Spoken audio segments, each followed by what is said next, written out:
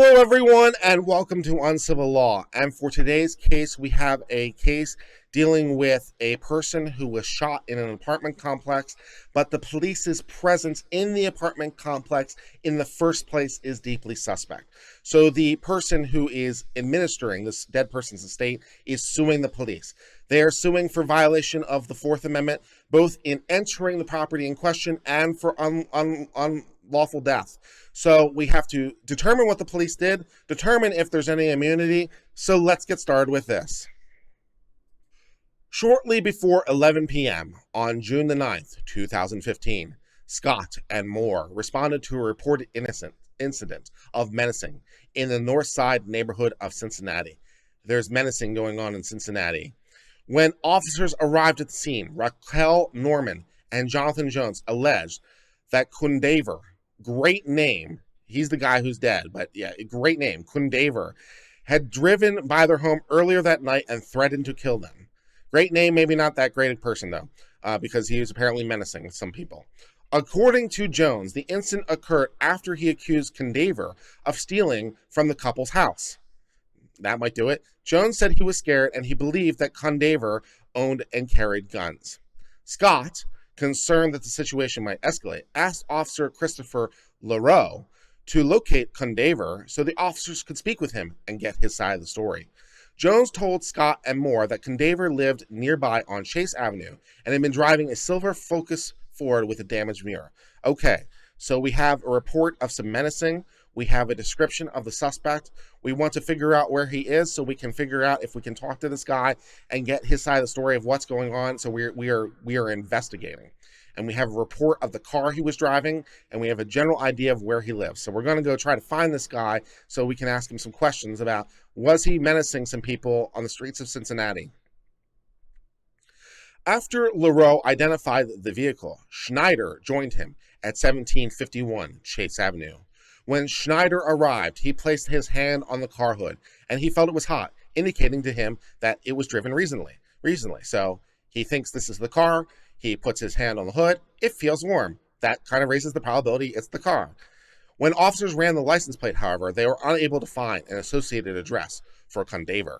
The vehicle instead came back as registered to Ariel Wilson. So we have a report of the vehicle they were driving in the area. We have found a car that matches the description. The engine feels like it has been run recently. This might be our car. So we run the tags, and it comes back to this woman, Ariel.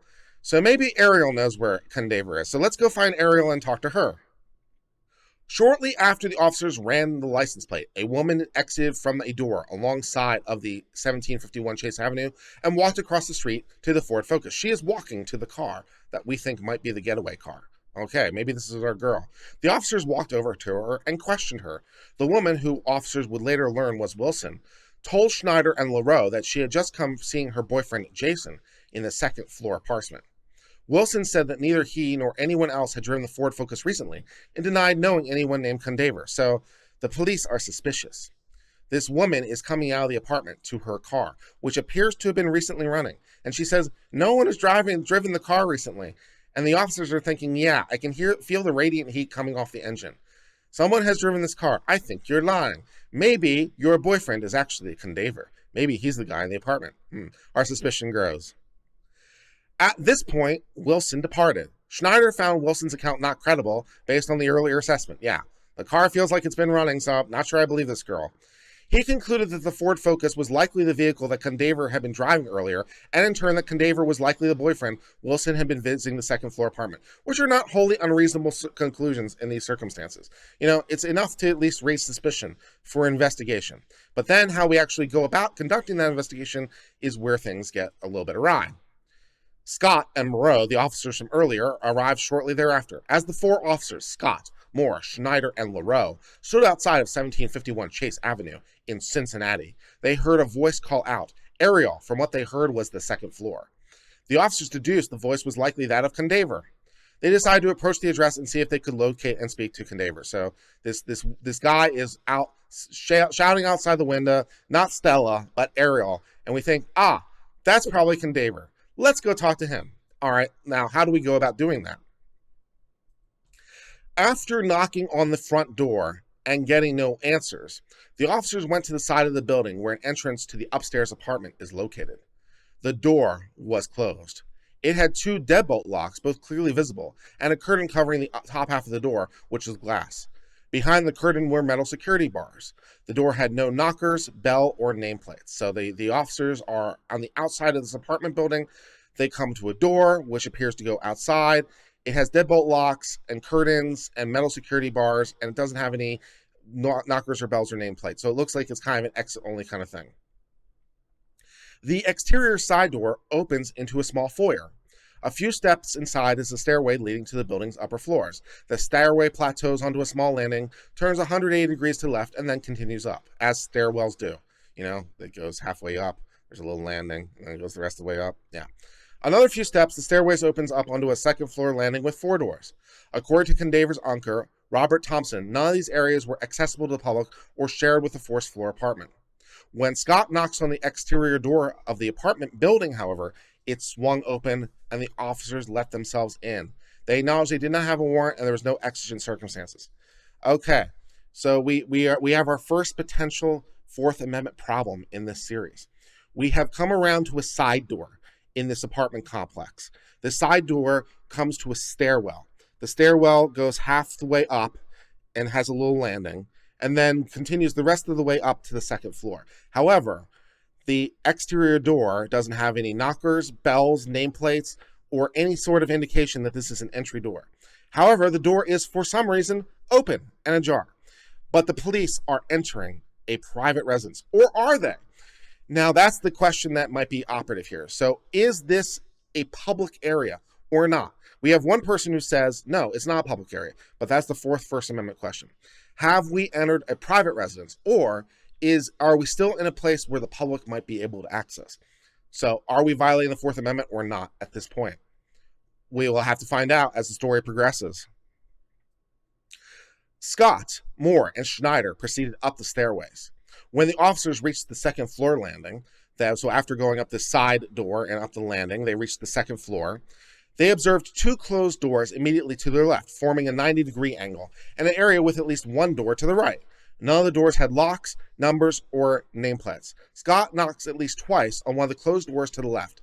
After the 2nd round of knocking, she heard someone descending the stairway behind the door immediately to her left. She stepped back slightly.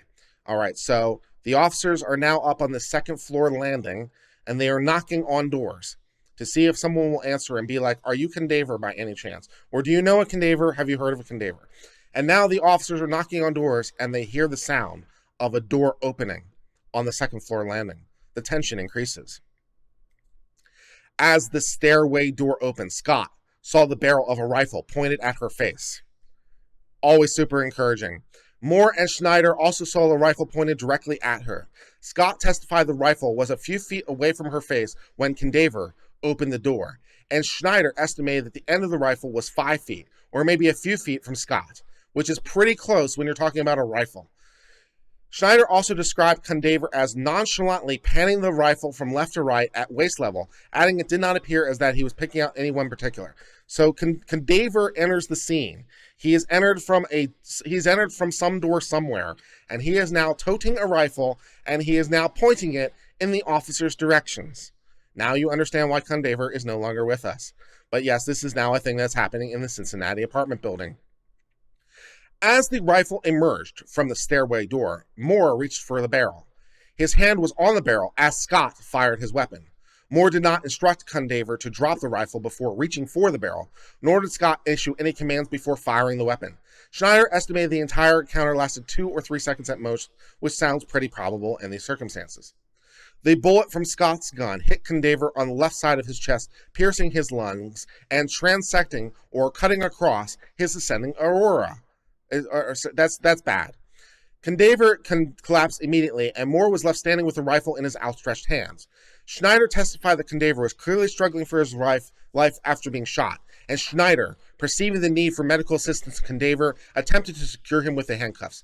Schneider ultimately failed to apply the handcuffs or provide first aid. Okay, so we have our setup in place.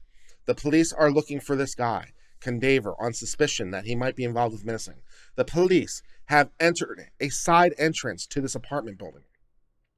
And while they're still on the second floor landing, so not while they're inside any not while they're inside any apartment in particular, while they're still like in the landing leading into the apartments, Condaver comes out with a rifle. It does not end well for Condaver, who is shot through the lungs, and his aorta is hit. And now he is bleeding out on the ground. So we have several questions that arise here. Did the police violate the Fourth Amendment when they entered the building? Did they violate the Fourth Amendment when they shot him? Did they use unreasonable force? And in failing to give this guy medical aid, did they neglect some duties? So these are the questions that now have to be resolved in this case in Cincinnati. Leroux had remained stationed outside the building as other officers looked for Condaver inside. But when Leroux heard the gunshot, he immediately entered through the side door and went to the second floor landing. He testified that after nearly reaching the landing, Schneider handed him Condaver's rifle. Schneider then asked him to retrieve crime scene tape. As soon as he exited the building, however, Leroux saw another officer was already retrieving the tape, so he went back inside. According to Leroux, however, Schneider told him Condaver was dead. As a result, Leroux never examined Condaver and made no attempt to administer first aid. Condaver died at the scene without actually receiving medical attention. The district court, finding that Scott, Moore, and Schneider committed no constitutional violations, entered summary judgment in their favor based on both federal qualified immunity and immunity under federal law. The court also entered summary judgment in favor of the city of Cincinnati, explaining there could be no municipal liability without an underlying constitutional violation. Hicks timely appealed. So the district court said, yeah, there's no problem with any of this, qualified immunity, all that good stuff. So now we have to figure out, is that true? Did the police violate their rights by entering the building? Did they violate their rights by going to excessive force? Did they violate rights by failing to administer needed aid? Let's read on. Hicks challenges the district court's grant of qualified immunity to the defendants on the case of unlawful entry, excessive force, and deliberate indifference. Hicks argues the district court erred in finding that Condaver lacked objectively reasonable expectation of privacy in the foyer, the stairwell, and the second floor landing of the duplex's rental unit.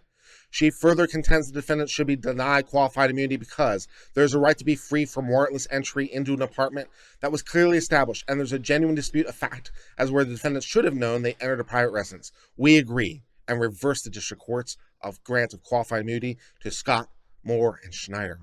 Ooh, qualified immunity denied. Let's learn more. So our first question, to what degree does the Fourth Amendment apply to shared areas in a private building?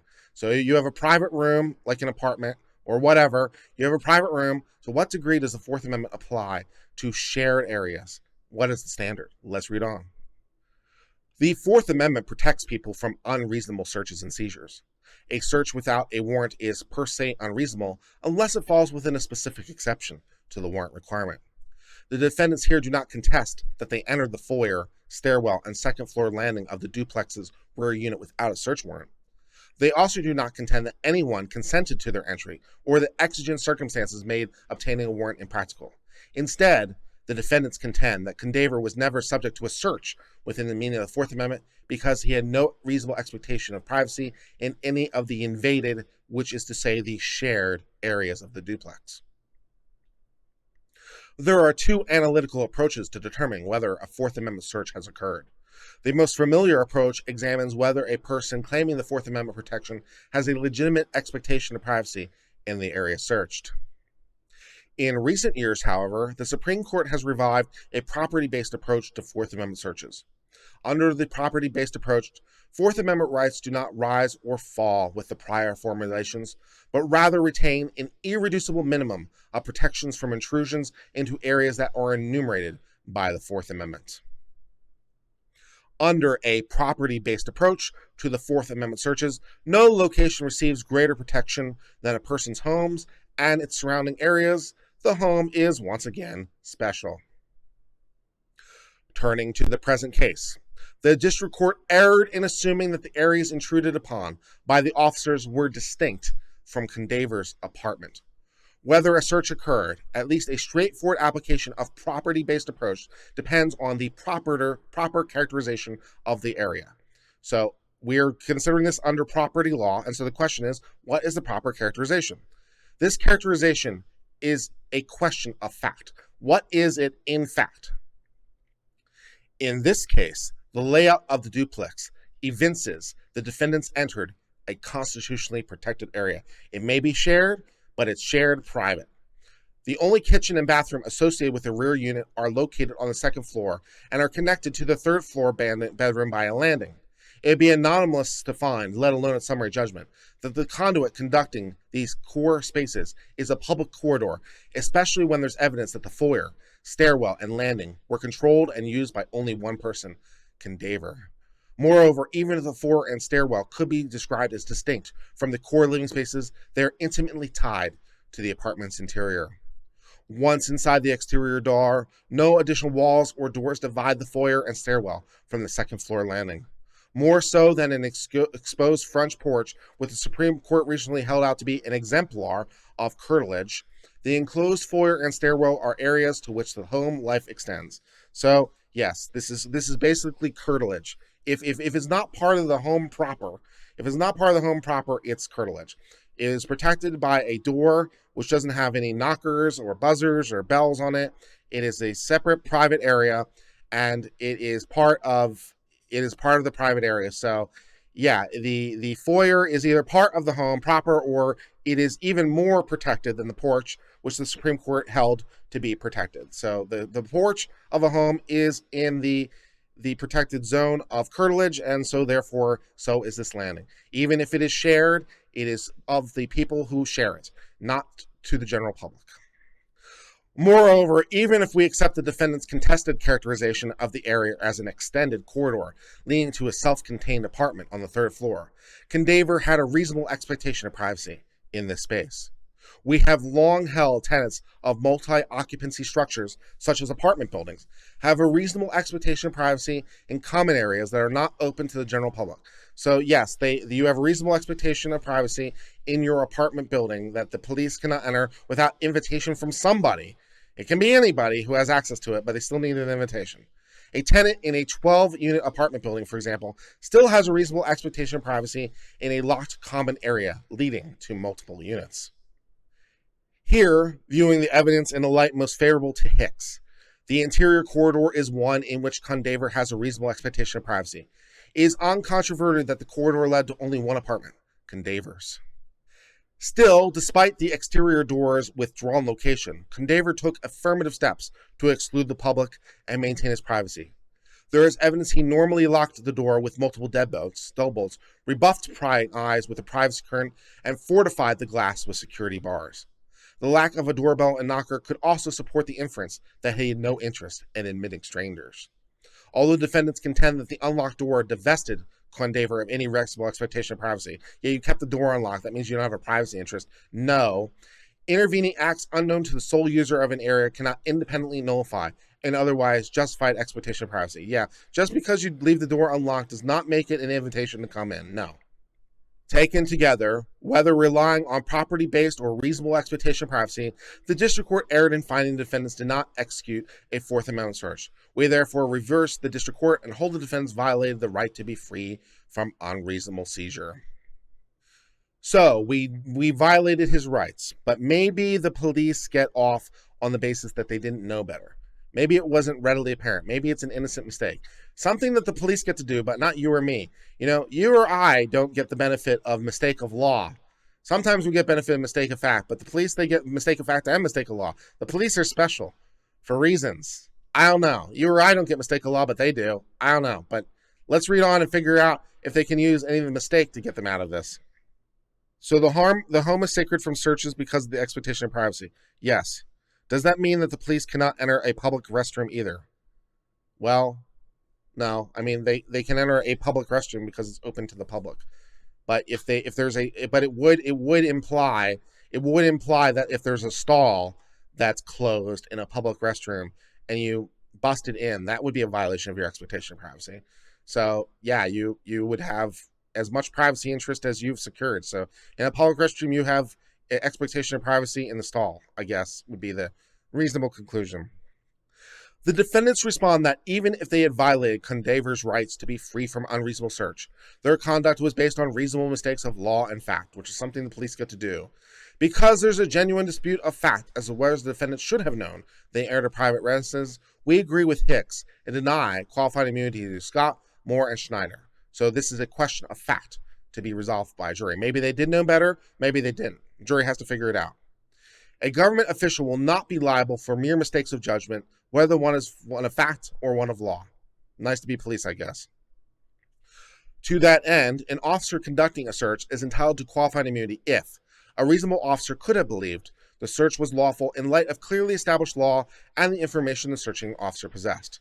Thus, at this stage of litigation, the operative question is whether the summary judgment record shows the defendant knew or reasonably should have known they entered a constitutionally protected area.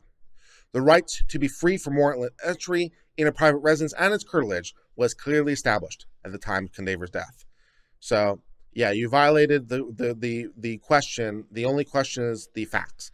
So, yeah, you violated the Constitution. It was clearly established, but now there's a factual question as to what you did know or didn't know and whether or not you acted in good faith reliance on something. So, but those are jury questions for a jury to figure out. It's a factual question. Should you have known it was a private area or not? Bring it to a jury, let them figure it out. That's what juries are for. Iva asks, so if I'm entering it and I'm flushing stuff down the drain, they can't enter me to stop me? Well, it depends. What was happening immediately up to that point, Iva? If they were already chasing you and you enter into a restroom for the purpose of flushing stuff, then no. That's exigency. At that point, you have exigency because you're trying to destroy evidence, which you have pretty good evidence for. Also, if you didn't even have that, you have hot pursuit. So take your pick. So if they're already chasing you and you enter a restroom to try to flush the drugs, take your pick between hot pursuit and exigency. Either one, the police can enter, but that's a classic exception to the Fourth Amendment. There is also evidence from which a reasonable jury could find defendants should have known they entered a private residence. With respect to the exterior of the duplex, there were only 2 mailboxes to accompany the 2 separate entrances to the structure. The defendants acknowledged that these mailboxes were visible.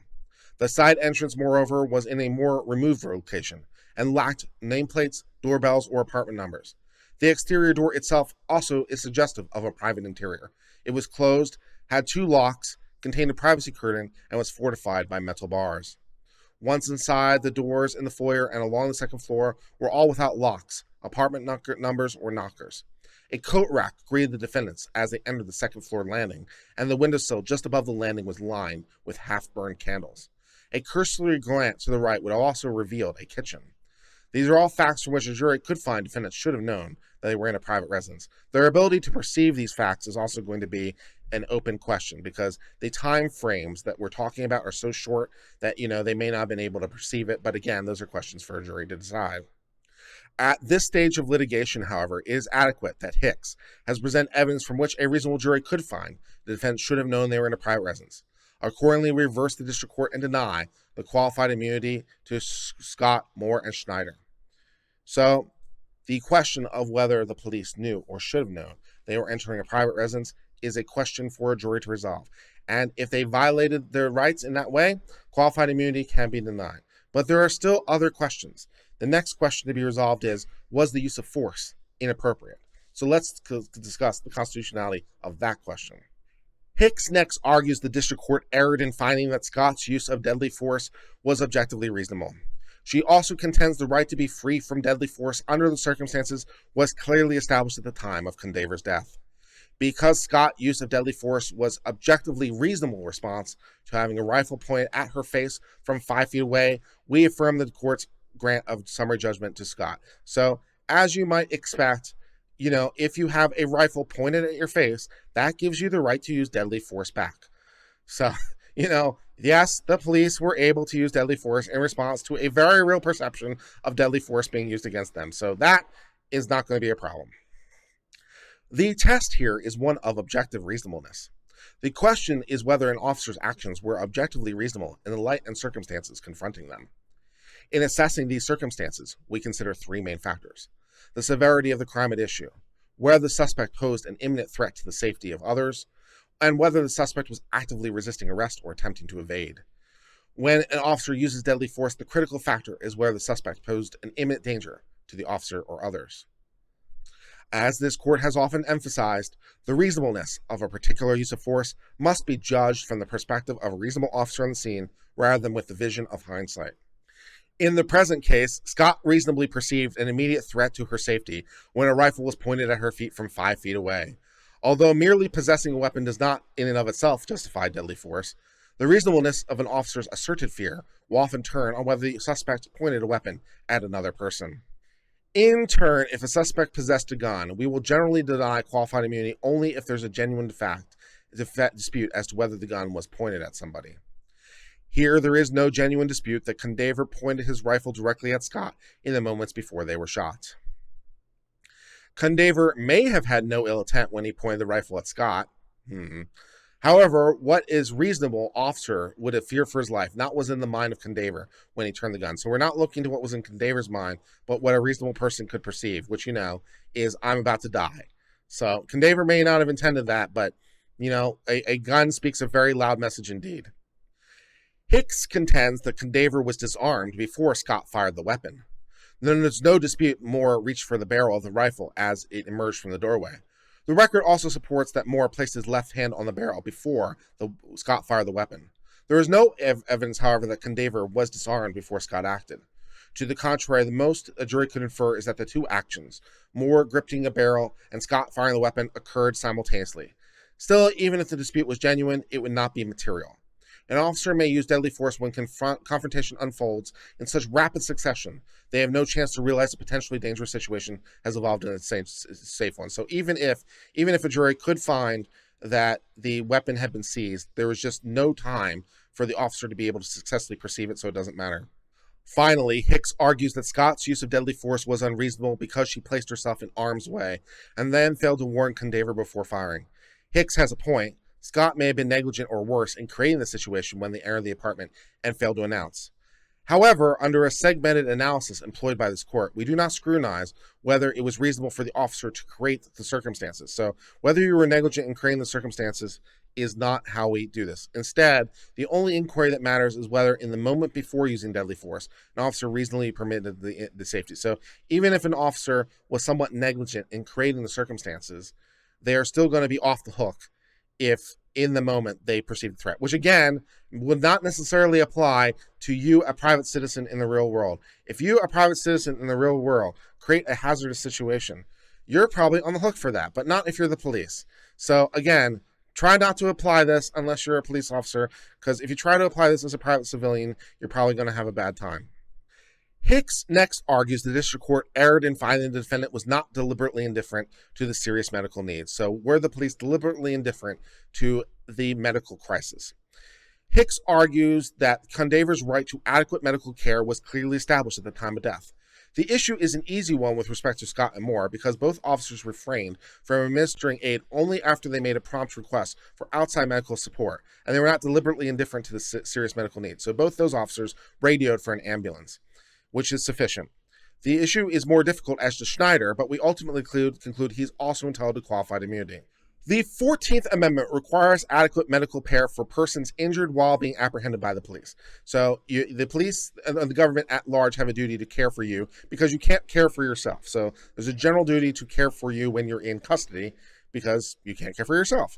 An injured suspect, however, is only entitled to relief if the government acts with deliberate indifference. So the government has to choose not to care. The deliberate indifference standard contains both objective and subjective components. First, under the objective component, a suspect must show a sufficiently serious medical need. An injury that is so obvious, even a layperson would easily recognize the necessity for a doctor's attention, satisfies a serious requirement because such an injury presumptively gives rise to a substantial risk of bodily harm. So we're not requiring the police to be Superman, but if a person would just know that this person needs help, well, the police can be held responsible for that. Second, under the subjective component, a suspect must show an official was aware of the facts from which they could have inferred a substantial risk of serious harm to the suspect. They in fact drew such an inference, and they nevertheless drew and disregarded a known risk.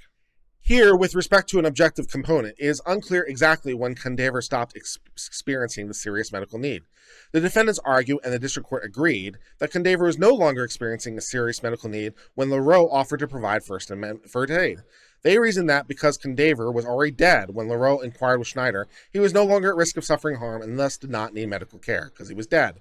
The defendants are right, a dead person no longer has a serious medical need.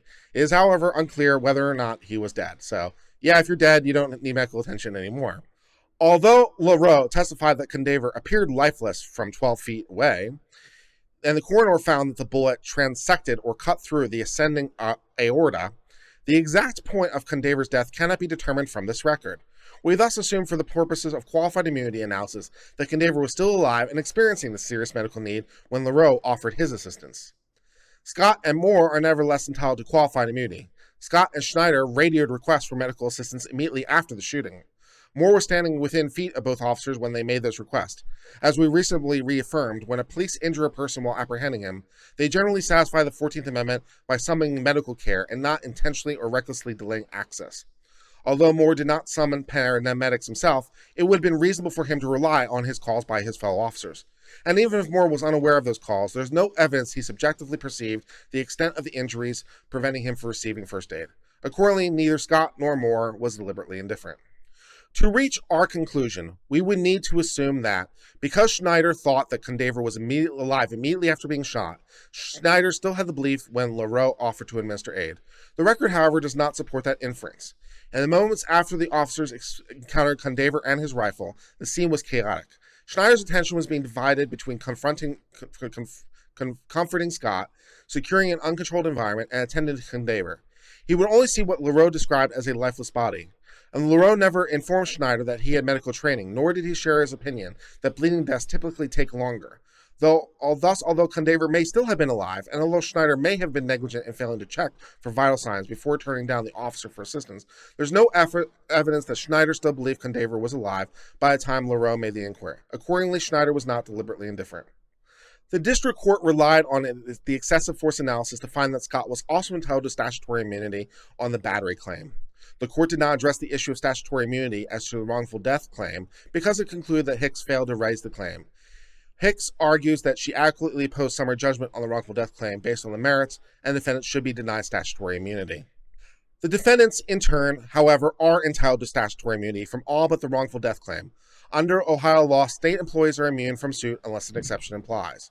One exception provides an employee is susceptible to suit if they act with malicious purpose, bad faith, or in a wanton or reckless manner. As relevant here, an employee acts in a reckless manner if they display conscious disregard or indifference to known or obvious risk of harm to another that is unreasonable under the circumstances and substantially greater than negligent conduct. When federal qualified immunity and immunity under the law rest on the same question of material fact, we've reviewed the state law defense through the lens of the federal law because they turn on the same thing. It follows, therefore, that because Scott's use of deadly force was reasonable, and there's no evidence that Moore or Schneider used any force against Condaver, they're all entitled to qualified immunity because their force was reasonable. Similarly, because none of the defendants acted with deliberate indifference to Condaver's serious medical need, each is entitled to statutory immunity from the wrongful death claim insofar as it's based on the care Condaver received immediately after the encounter. However, we deny Scott, Moore, and Schneider qualified immunity from the unlawful entry claim. Statutory immunity is likewise unavailable for the wrongful death claim, insofar as it's based on defendant's warrantless entry into the apartment. So that's a pretty interesting thing. Because the entry might have been improper, there still might be liability for the wrongful death, even if the force was justified. So this is going to get very, very tricky, especially on causality, and it seems somewhat unlikely that the jury is going to be able to get to where they need to be for a wrongful death claim. But at least in principle, because they entered improperly, they might have liability for the wrongful death that ultimately ensued as a result, because it shouldn't have occurred but for the actions that they engaged in. So a very complicated thing for a jury to sort out, but at least technically possible.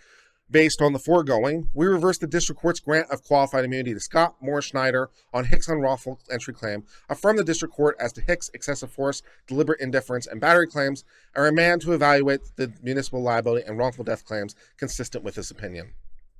So that is the end of the case of Ruby Hicks and Doris Scott, or at least our coverage of it. So in this case, we learned that Condaver over here was shot as part of a somewhat bungled investigation.